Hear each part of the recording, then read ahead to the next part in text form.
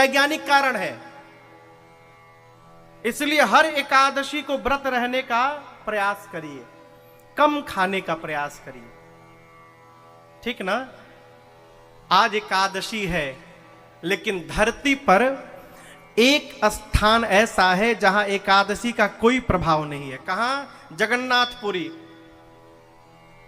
जगन्नाथपुरी जानते हैं ना आप लोग, बगल में है आपके उड़ीसा। जगन्नाथ भगवान को भात बहुत प्रिय है, भात यानी चावल बहुत प्रिय है। एक बार एकादशी जी पहुंचे, एकादशी के दिन बोले प्रभु आप आज भात नहीं खा सकते। बोले क्यों? एकादशी हूं मैं, एकादशी को भात निषेध है। भगवान ने कहा इसको बांधो, डालो डालो जेल में। तो आप कभी जगन्नाथपुरी जाइएगा तो वहां दर्शन करिएगा, भगवान के मंदिर के पीछे दीवाल में ही एक जेल बनाया गया है और उस जेल में एकादशी को उल्टा करके लटका के बंद किया गया है। भगवान ने कहा इसको जेल में डालो, मेरा भात बंद कराने आया है। भगवान वहां एकादशी के दिन भी चावल खाते हैं। क्यों खाते हैं? भगवान को चावल से इतना प्रेम क्यों हो गया? भगवान की एक भक्त थी कर्मा बाई। क्या नाम था? कर्मा बाई।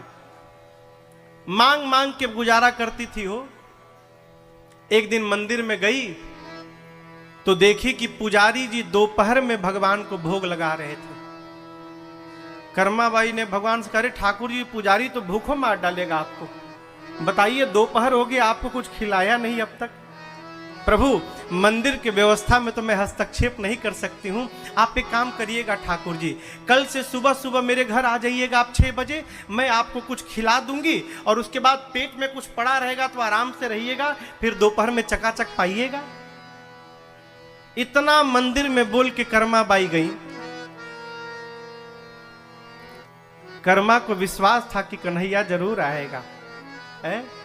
अगले दिन सुबह उठी, ना स्नान की ना आंगन साफ की, सीधा काम, पहला काम जाके उसने खिचड़ी बनाया। क्या बनाया? खिचड़ी।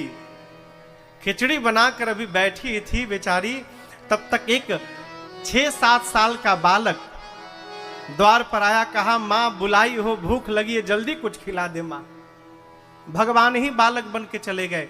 कर्मा ने खूब प्रेम से भगवान को खिलाया। अब ये क्रम नित्य का हो गया।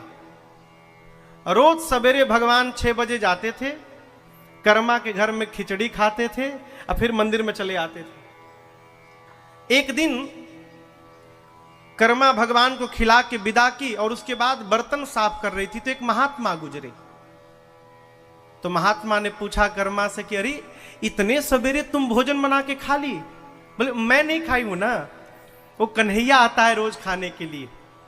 तो महात्मा मन में सोचे हाँ कन्हैया तुम्हारे घर खाने आएंगे, उनको और कहीं भोजन नहीं मिल रहा है। तो बोले तुम ऐसे कन्हैया को खिलाती हो, तुम स्वयं अभी स्नान नहीं की हो, तुम्हारा आंगन गंदा पड़ा हुआ है। तो बोली महात्मा जी हमको तो पता ही नहीं कैसे खिलाना चाहिए, कैसे करना चाहिए। तो बोले पहले स्वयं स्नान करो, आंगन में झाड़ू लगाओ, आंगन में गाय के गोबर से लेपन करो, पवित्रता लाओ, उसके बाद भोजन बनाओ। तो बोली पता नहीं था हमको, कल से ऐसे ही करूंगी। अगले दिन सुबह उठी, नहाई, आंगन में झाड़ू लगाई, पोछा लगाई, अभी खिचड़ी बनी नहीं तब तक ठाकुर जी पहुंच गए। माई भूख लगी है लाओ। अब कर्मा तो बनाई नहीं है। बोलिए महात्मा फंसा के चला गया हमको, अभी अभी रुको बनाती हूं। लगी जल्दी जल्दी बनाने, गरम गरम खिचड़ी भगवान के सामने दी। अभी भगवान 2-3 कौर ही पाए थे खिचड़ी, खिचड़ी भी गरम थी। तब तक उधर मंदिर में पुजारी जी घंटा पीटने लगे मंदिर का गेट खोलने के लिए। भगवान देखे हम तो इधर खिचड़ी खा रहे, उधर पुजारी जी घंटा पीट रहे हैं। भगवान भगे वहां से, खिचड़ी छोड़ के भाग लिए। पुजारी जी ने जब मंदिर का पट खोला माई बाप ना, तो क्या पाया कि भगवान के दाहिने हाथ पर और भगवान के मुख पर खिचड़ी लगी हुई थी। मंदिर के भीतर जो भगवान का विग्रह था, उस विग्रह के हाथ पर और मुख पर खिचड़ी लगी हुई थी। पुजारी जी समझ में नहीं पाए ये खिचड़ी कहां से लगी, वो भी खिचड़ी से भाप निकल रहा है, गरम गरम खिचड़ी। रात को भगवान ने पुजारी जी को स्वप्न दिया कि आप ये बात किसी से कहिएगा मत, मैं नित्य कर्मा माई के पास खिचड़ी खाने जाता हूं। भगवान नित्य खाते रहें। और ऐसा कहते हैं संत लोग कि जब कर्मा इस संसार में नहीं रही ना, जब कर्मा माई नहीं रही संसार में, तो कर्मा माई के जाने के बाद भी उस माँ के घर से नित्य सवेरे सवेरे एक बच्चे की रोने की आवाज आती थी। कई दिनों तक आवाज आती थी। भगवान जाते थे खिचड़ी खाने, खिचड़ी नहीं मिलती थी तो भगवान रोते थे बैठ के वहां। वही खिचड़ी आज भी भगवान जगन्नाथ को भोग लगाया जाता है, कर्मा माई का आज भी लगाया जाता है। आप कल्पना करो, यदि कर्मा के घर भगवान खाने आ सकते हैं, हमारे आपके घर नहीं आ सकते हैं क्या? है? क्यों नहीं आते हैं?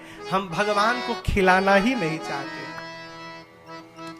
आप प्रेम से गावे, सच्ची श्रद्धा से गावे तेरे भक्ति के गीत, तेरे भक्ति के गीत। होवे सबका प्रभु जी तेरे चरणों में प्यार, होवे सबका प्रभु जी तेरे चरणों में प्यार। हम सब मिलकर आए दाता तेरे दरबार, हम सब मिलकर आए दाता तेरे दरबार। तू है सब जग का वाली, तू है सब जग का वाली, करता सबकी रखवाली, करता सबकी रखवाली। हम हैं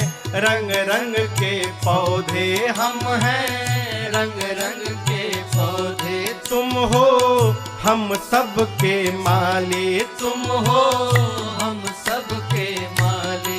पावन बागीचा है ये तेरा सुंदर संसार, पावन बागीचा है ये तेरा सुंदर संसार। हम सब मिलकर आए दाता तेरे दरबार, हम सब मिलकर आए दाता तेरे दरबार। भर दे झोली सबकी तेरे पूरन भंडार, भर दे झोली सबकी तेरे पूरन भंडार।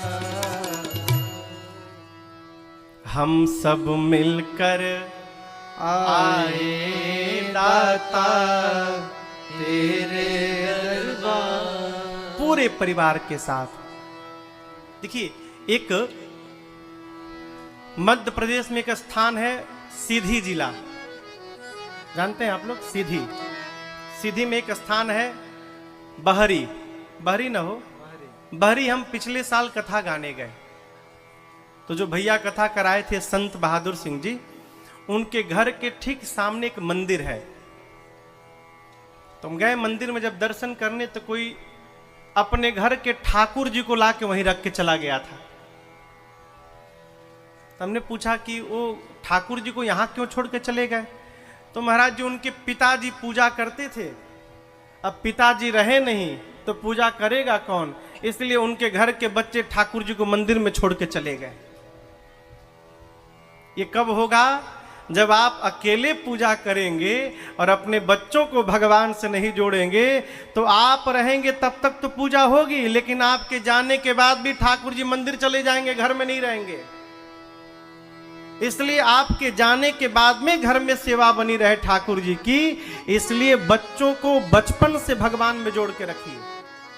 पूजै ही तुम ही सहित परिवार, आप पूरे परिवार के साथ। वाल्मीकि जी कहते हैं, आपका मंत्र का जप करे, पूरे परिवार के साथ आपकी पूजा करे, तर्पण होम करे, पितरों को तर्पण करे। अमावस्या के दिन, पूर्णिमा के दिन भगवान सत्यनारायण की कथा कहलवाए, कथा कहलवायन करने के बाद होम करे, और होम करने के बाद ब्राह्मण देवताओं को भोजन कराकर दान देकर संतुष्ट करे। विप्र जिवाई देहि बहुदाना। और राम जी, गुरु जी मिल जाए तो गुरुदेव का सम्मान सत्कार आपसे अधिक करे, और इतना करने के बाद जो केवल एक बात कहे, क्या? हर व्यवहार के बाद राम चरण रति हो, आपके चरणों में प्रेम बढ़े। हे राम जी, आप जाकर तिनके मन मंदिर बसहु, सिय रघु नंदन दो। आप जाकर उस मनुष्य के मन रूपी मंदिर में विराजमान होइए। अकेले नहीं, लक्ष्मण जी और सीता जी के साथ विराजमान होइए। ये भगवान के रहने के लिए 5वां स्थान है। इन 5 स्थानों में से जो भी स्थान आपको सरल और सहज दिखाई पड़े, उसमें अपनी गति बढ़ाइए।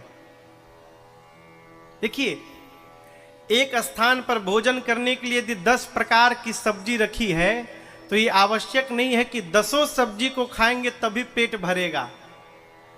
हो सकता है उसमें से कोई सब्जियां आपके मन को अच्छी ना लगे, तो जो आपको अच्छी लगे उसी को भी पाकर आप अपना पेट भर सकते हैं। ये अलग अलग स्थान बताए गए हैं। इन अलग अलग स्थानों में से जिसमें आपका मन लगे उसी में गति करिए, भगवान आकर आपके जीवन में विराजमान हो जाएंगे। कोई भी एक घर, पहला घर है भगवान की कथा को सुने, दूसरा घर है भगवान का दर्शन करे, तीसरा घर है भगवान का जिह्वा से गुणगान करे, चौथा घर है सुगंध अर्पित करके धारण करे, भगवान को भोग लगाकर भोजन ग्रहण करे, वस्त्र आभूषण भगवान को अर्पित करके प्रसाद बनाकर धारण करे, श्रेष्ठ जनों को प्रेम पूर्वक प्रणाम करे, हाथ से भगवान की सेवा करे, पांव से तीर्थ की यात्रा करे, भगवान पर भरोसा करे। ये चौथा स्थान है। 5वां स्थान भगवान का मंत्र का जप करे, परिवार के साथ भगवान की पूजा करे, तर्पण होम करे, ब्राह्मण को भोजन कराकर दान देकर संतुष्ट करे और अपने गुरुदेव भगवान का सम्मान सत्कार भगवान से भी अधिक करे। ये 5वां घर है। इन 5 में से जो भी आपको अच्छा लगे उधर गति करिए। वाल्मीकि जी ने 14 स्थान बताए, हमने आपको 5 बताए, आगे के 9 क्यों नहीं बताए? आगे के जो 9 स्थान है ना, वो हमारे आपके बस की बात ही नहीं है। क्या है महाराज? काम क्रोध ना हो। यहां कौन बैठा है ऐसा जिसको क्रोध नहीं आता? आप बताओ। आपको क्रोध आता है लीला शंकर जी? आता है, बहुत आता है। कोई ऐसा है जिसको क्रोध ना आए इस पंडाल में? हम आपसे बोले कि क्रोध नहीं करना चाहिए, क्रोध नहीं करना चाहिए, 2 बार लाइट चला जाए फिर देखिए क्रोध मेरा। ये सब प्रवचन के लिए है। क्रोध मत करिए, क्रोध छोड़िए, लोभ छोड़िए, मोह छोड़िए। ये छूटने वाला किसका छूटता है? तो जिस पर रघुनाथ जी की कृपा हो जाएगी उसी का छूटेगा। अपने व्यवहार से छूटने वाला नहीं है। इसलिए आगे के जो 9 स्थान हैं वो अपने बस के नहीं है। भगत को इन 5 में से कोई एक अपना बना लेना चाहिए। कथा सुनने का रस हो जाए, दर्शन का रस हो जाए, जपने का रस हो जाए, जिधर मन के करे उधर गति करिए। बाबा ने 14 स्थान बताए और उसके बाद राम जी से कहा, राम जी लौकिक संसार में आप जा करके चित्र कूट गिरे करहु निवास, चित्रकूट गिरि करहु निवास, तहाँ तुम्हारे सब भांति सुपासो, तहाँ तुम्हारे सब भांति सुपासो, शैल सुहावन कानन चारो, शैल सुहावन कानन चारु, करके हरि मृग बिहग बिहारो करके हरि मृग बिहग बिहारो अत्रि आदि मुनि बर बहु बसहि अत्रि आदि मुनि बर बहु बसहि करहि जोग जप तप तन कसहि करहि जोग जप तप तन कसहि करहि जोग जप तप तन कसहि वाल्मीकि जी ने कहा, राम जी आप जाकर चित्रकूट में वास करिए, आपके लिए श्रेष्ठ स्थान वही है। मंदाकिनी जी का पावन तट है, अत्रि आदि मुनि वहां रहते हैं, जोग जग तप करते हैं। जैसे राम जी वाल्मीकि जी को प्रणाम करके चित्रकूट में आए, चित्रकूट की दिव्यता का दर्शन करके भगवान का मन चित्रकूट में ही रम गया। रमे ओ राम मन देवन जाना, चले सहित सुर थपति प्रधाना। सारे देवता कोल की रात का वेश धारण करके चित्रकूट आए हैं। चित्रकूट में देवताओं ने 2 कुटिया बनाई, एक बड़ी कुटिया राम जी के लिए और एक छोटी कुटिया लक्ष्मण भैया के लिए। देवता भगवान से प्रणाम करके विदा लेकर जाते हैं। देवताओं के जाने के बाद चित्रकूट के जो अगल बगल के ऋषि मुनि थे, सारे ऋषि मुनि भगवान से मिलने आए। चित्रकूट रघुनंदन छाए, समाचार सुनि सुनि मुनि आए। आवत देख मुदित मुनि वृंदा, कीन्ह दंडवत रघुकुल चंदा। भगवान ने सभी मुनियों को यथा योग्य दंडवत प्रणाम किया है। मुनियों ने भगवान को आशीर्वाद दिया और उसके बाद मुनि लोग विदा लेकर अपने आश्रम चले गए। देवता मिलकर चले गए, मुनि लोग मिलकर चले गए। इनके जाने के बाद अब चित्रकूट के जो वनवासी लोग हैं कोल भील, वो भगवान के सामने प्रस्तुत हैं। वन में रहने वाले जो कोल की रात हैं, ये भगवान के सामने आए। जैसे आप लोग बैठे हैं ना, इसी तरह सारे कोल भील आकर बैठ गए। उनमें से उनका जो मुखिया था, वो खड़े होकर उसने कहा, धन्य भाग हमारे जो आप यहां पधारे प्रभु। वो धरती धन्य है जहां आप विश्राम किए होंगे, वो वृक्ष धन्य है जिसकी छांव में आप बैठे होंगे, वो नदी धन्य है जिसके जल को आप पान किए होंगे। हम बड़भागी हैं कि आप यहां रहने का निर्णय लिए। आपके रहने के लिए सबसे उत्तम स्थान है प्रभु। कोल भील कहते हैं कि आप यहां पर रहिएगा, आप बिल्कुल मत घबराइएगा, हम हैं ना आपके साथ। आप अकेले नहीं है, हम आपके साथ हैं, डरिएगा बिल्कुल मत। हम आपको घुमाएंगे, पूरा वन घुमाएंगे, एक एक पग हमारा इस वन का देखा हुआ है, आप डरिएगा मत। हम आपको सांप से बचाएंगे, बाघ से बचाएंगे, हाथी से बचाएंगे, सिंह से बचाएंगे। आप में से कोई भगवान से बोल सकता है ऐसा कि आप डरिएगा मत, हम हैं आपके साथ? कोई भी भगवान से ये शब्द कह सकता है कि भगवान आप डरिएगा मत, हम हैं, बिल्कुल मत डरिएगा? कहेगा कोई? ये क्यों कह रहे हैं? इन कोल भीलों को ये नहीं पता है कि राम जी भगवान हैं। ये तो जानते हैं कि ये चक्रवर्ती महाराज दशरथ जी के पुत्र राम हैं। कहते कि आप डरिएगा बिल्कुल मत, हम हैं ना आपके साथ। ऐसे तो ये कहने लायक हम हैं नहीं, लेकिन आपसे एक बात कहना चाहते हैं राम जी, आप अपना परिवार छोड़कर आए हैं, आप निराश बिल्कुल मत होइएगा। आज से आप हम लोगों को ही अपना परिवार मान लीजिए।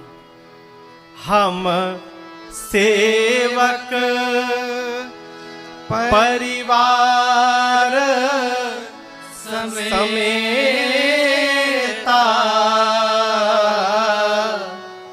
ना नाथ ना सकुचब आयसु देता। कोल किरात कहते हैं हमारा पूरा परिवार हम आपके सेवक हैं, कोई भी आज्ञा देनी हो, कभी भी देनी हो, आप संकोच बिल्कुल मत करिएगा और दर्शन करिए।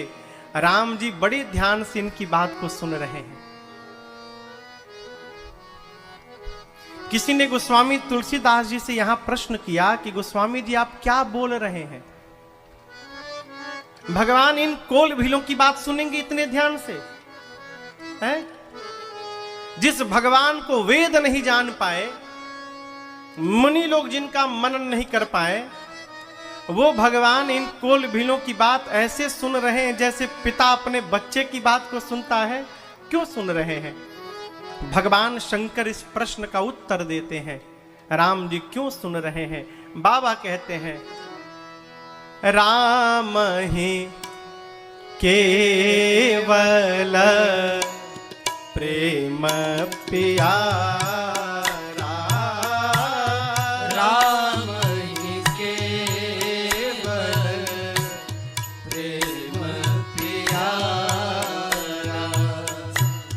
जानी ले हो जो जान निहारा,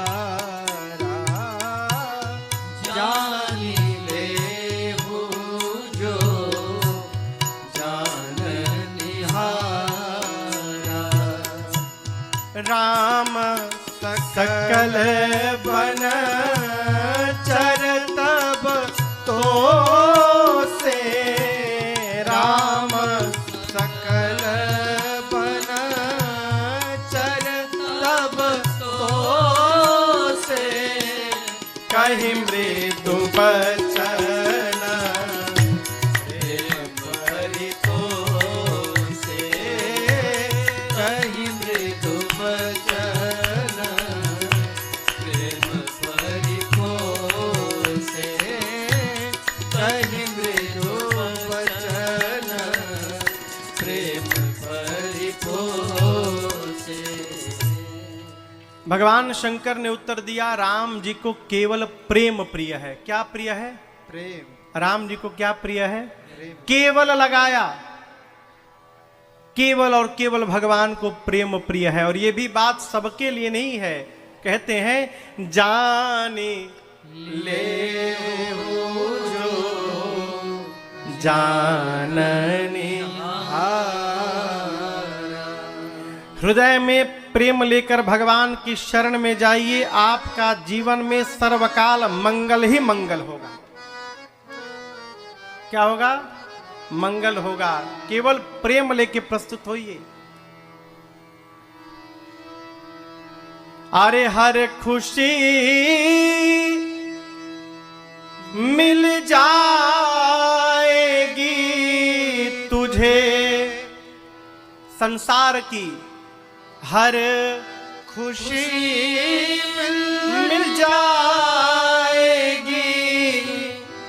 चरणों में झुक जाने के बाद कुछ नहीं बिगड़ेगा तेरा, हरि शरण आने के बाद कुछ नहीं बिगड़ेगा तेरा, हरि शरण आने के बाद। हर खुशी मिल जाएगी तुझे, हर खुशी मिल जाएगी, चरणों में झुक जाने के बाद हर नहीं बिगड़ेगा तेरा, हरि शरण आने के बाद।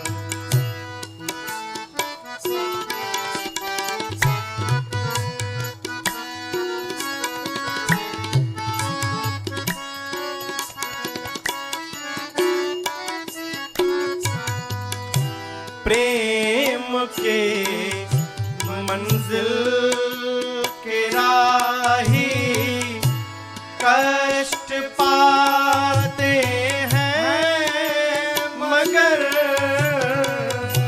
प्रेम के मंजिल के राही कष्ट पाते हैं मगर बीज फलता है सदा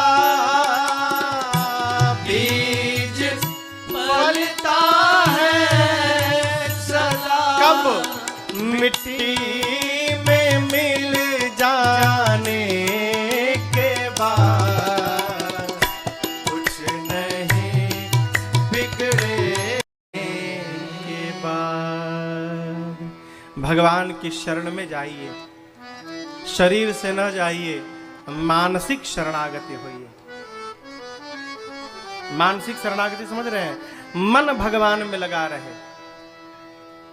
जो भगवान के मंदिर में बैठा है उसका मन भी भगवान में लगा है, आवश्यक नहीं है। हो सकता है मन बाहर हो, और जो व्यापार में बैठा है उसका मन भगवान में नहीं लगा है, ये आवश्यक नहीं है। हो सकता है शरीर व्यापार में हो लेकिन मन से भगवान को याद कर रहा हो, ये मानसिक शरणागति है। भगवान ने कोल भीलों को दुलार करके विदा किया है और मैया और भैया के साथ भगवान चित्रकूट में वास करते हैं। इधर सुमंत जी को भगवान ने श्रृंगवेरपुर से विदा किया था। सुमंत जी श्रीधाम अयोध्या पहुंचे हैं। जाकर चक्रवर्ती जी महाराज को सुमंत जी ने बताया कि राम जी नहीं आए। वो राम जी के जाने वाली 6वीं रात्रि थी। भगवान गए थे अयोध्या से, उसके बाद की 6वीं रात्रि थी। महाराज दशरथ सुने कि राम जी नहीं आए, 6 रात्रि बीतने वाली है। अस्तु प्रायश्चित के रूप में एक एक रात्रि के लिए एक एक बार महाराज राम राम कहे, राम कहे, राम राम कहे, राम तन पर हरे रघुबर बिरह राम गयो सुख धाम। राम राम राम राम राम राम कह के महाराज ने तुरंत प्राण का त्याग कर दिया। माताएं विलाप करने लगी।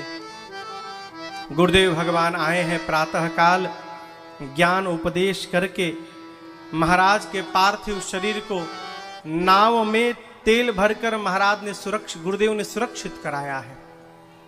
दूतों को भेजकर भरत भैया को बुलवाया। भरत भैया दौड़े भागे आए हैं। माँ कैकेयी ने भरत जी की आरती उतारी, भीतर ले गई हैं। अपने मैके की माँ कैकेयी ने कुशल क्षेम पूछा है। भरत जी ने कहा माँ वहां तो सब कुशल है, मेरे घर में सब कुशल है ना माँ? कैकेयी मैया ने कहा पुत्र कुशल तो बेटा मैंने सब कर लिया था।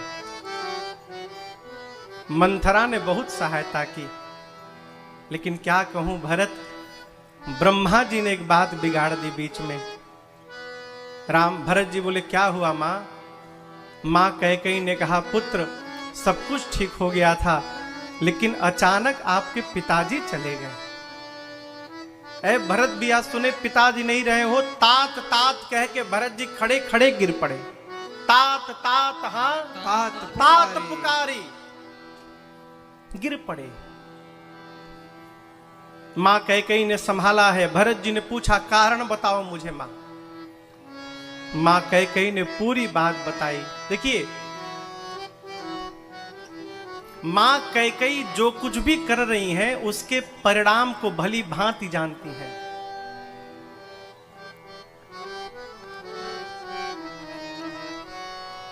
जब राम जी बन नहीं गए थे तो रात्रि के बाद प्रातः काल नगर की जो बुद्धिमान स्त्रियां थीं, श्रेष्ठ माताएं, सभी माताएं मिलकर कैकेयी मैया को समझाती हैं, कैकेयी मान जाओ, तुम चाहती हो कि राम अयोध्या में न रहे तो महाराज से कह दो कि राम यहां से निकलकर और गुरु जी के आश्रम पर रह जाए 14 साल। तुम यही चाहती हो कि राम वन में न रहे या अयोध्या न रहे, तो वन मत भेजो, गुरु आश्रम पर भेज दो, राम 14 वर्ष गुरु आश्रम पर रह जाएगा, लेकिन राम को वन मत भेजो। मां कैकेयी कुछ नहीं बोली, तो माताएं कहती हैं, सीय की पिय संग परिहरि नृप की जियहि बिनु राम। सीय की पिय संग परिहरि लखन की रही हहि धाम। राज की भूजब भरत पुनि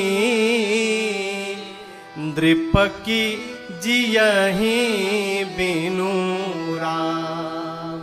माताएं कैकेयी मैया से सब बात बता गईं।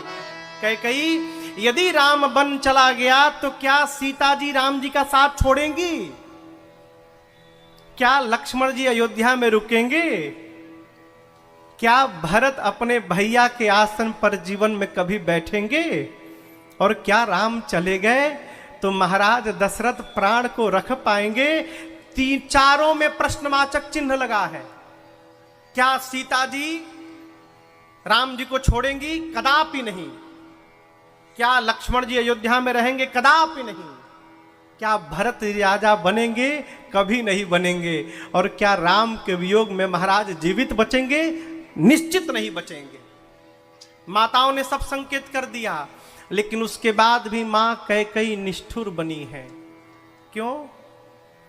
देखिए, हम लीला शंकर भैया घर में है ना, आपका घर है ना, वो नया वाला जो घर है, हम भैया के घर में रुके हुए हैं। अभी नया नया घर बना है, बहुत सुंदर पेंट कराया आपने,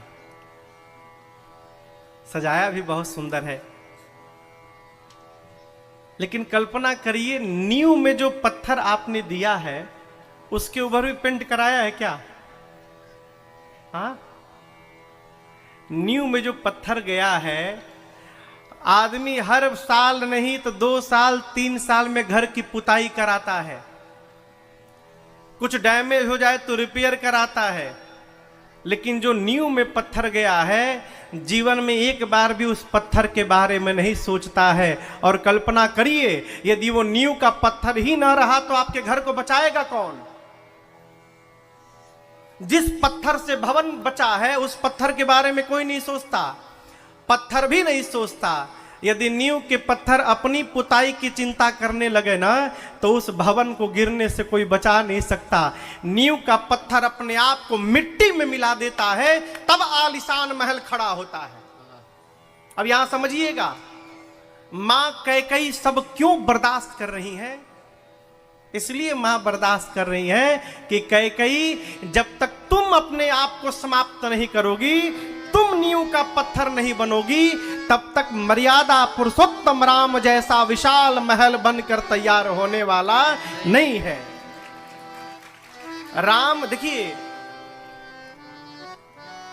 राम बन गए, राम बन गए। समझ रहे हैं इस बात को? राम बन गए, इसलिए राम बन गए।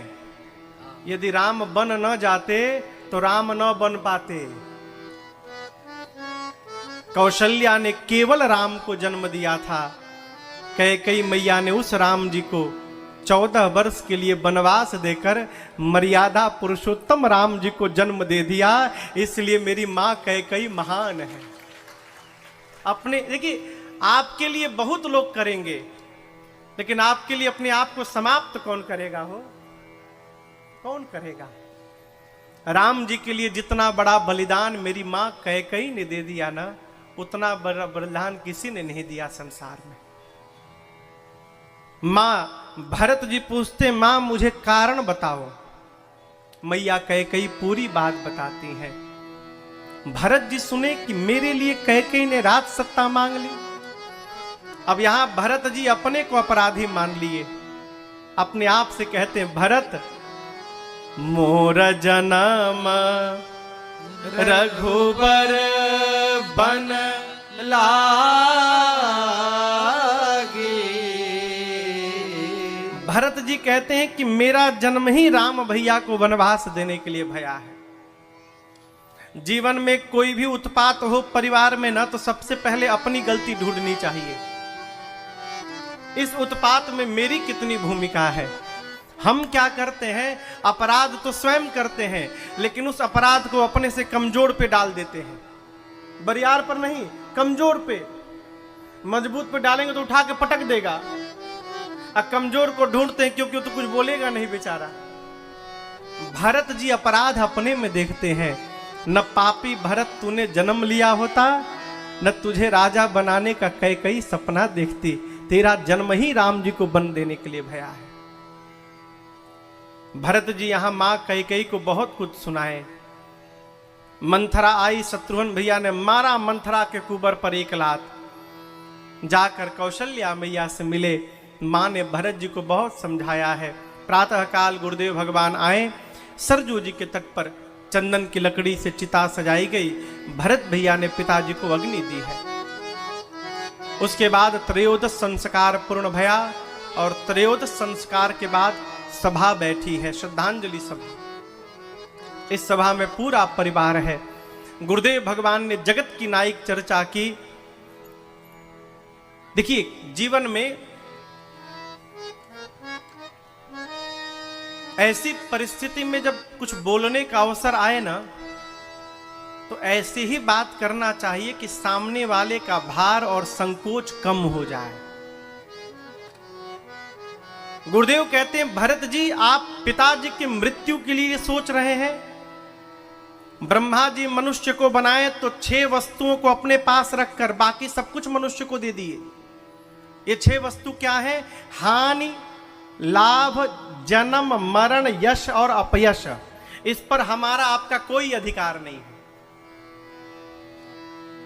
है क्या? अभी 2 साल जो पीछे बीता है, कैसा समय बीता है हो, हमसे आपसे अच्छा कौन जानता होगा, है? व्यापार में हम और आप धन लगा सकते हैं, खेत में बीज डाल सकते हैं, लेकिन बीज डालने के बाद खेत में फसल होगी कि नहीं होगी, इसका निर्णय हम नहीं कर सकते, ब्रह्मा करेंगे। उनके हाथ में है। कौन जन्म लेगा, कौन जाएगा, इसका निर्णय ना डॉक्टर कर सकते हैं ना आप कर सकते हैं। हम अभी सिवनी मध्य प्रदेश में कथा गा रहे थे। एक माई से मिलने गए, एक व्यक्ति के घर में थे, गए पटेल जी, उन पटेल थे ना, उनकी माता जी थी 95 साल की। हमने पूछा, भैया मैया ऐसे क्यों है? बोले, महाराज मैया को अटैक आया था 5 साल पहले, ये पूरा भीतर जाम है, बंद है, इधर भी हेमरेज हो गया था दिमाग में। हम लोग नागपुर ले गए डॉक्टर के पास, डॉक्टर साहब 1 सप्ताह रखे और फिर सारा टेस्ट करके बोले कि 3 से 4 दिन की मेहमान है, ले जाओ घर में सेवा करो। तो हम लोग तो यही सोच के लाए कि माई 3-4 दिन बाद चली जाएगी, लेकिन महाराज जी माई गई ही नहीं। 5 साल हो गया, अब माई चकाचक है वो।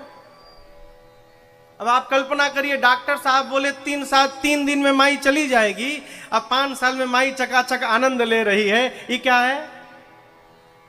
कौन जाएगा, कौन बचेगा, कौन आएगा, इसका निर्णय ना हम कर सकते हैं, ना आप कर सकते हैं, ना डॉक्टर कर सकते हैं। ये सब विधाता पहले से गणना करके बैठे हैं, विधाता के हाथ में। यश प्राप्त होना और अपयश प्राप्त होना, ये विधाता के हाथ में। भारत का एक स्वभाव है सजेशन देना।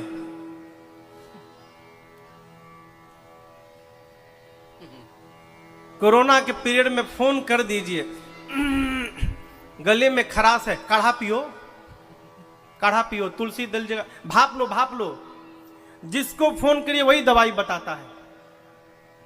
आप तो दवाई बताए भले के लिए, हाँ? दवाई बताए, भले के लिए हो गया नुकसान। आप तो करने गए भला और मिल गया अपयश। किसको यश मिलेगा किसको अपयश मिलेगा ये अपने हाथ में नहीं है, विधाता के हाथ में। ब्रह्मा जी के पास ये 6 वस्तुएं हैं। गुरुदेव भगवान वशिष्ठ जी कहते हैं, भरत जी आप अपने पिताजी को लेकर सोच मत करिए। आपके पिताजी सोच करने लायक नहीं है। आपके पिता जैसा पिता न था, न है, न भविष्य में कभी होगा। भरत जी आपके पिताजी को वचन प्रिय था, प्राण प्रिय नहीं था। इसलिए महाराज ने वचन को बचाया, प्राण का त्याग कर दिया। एक वचन मानकर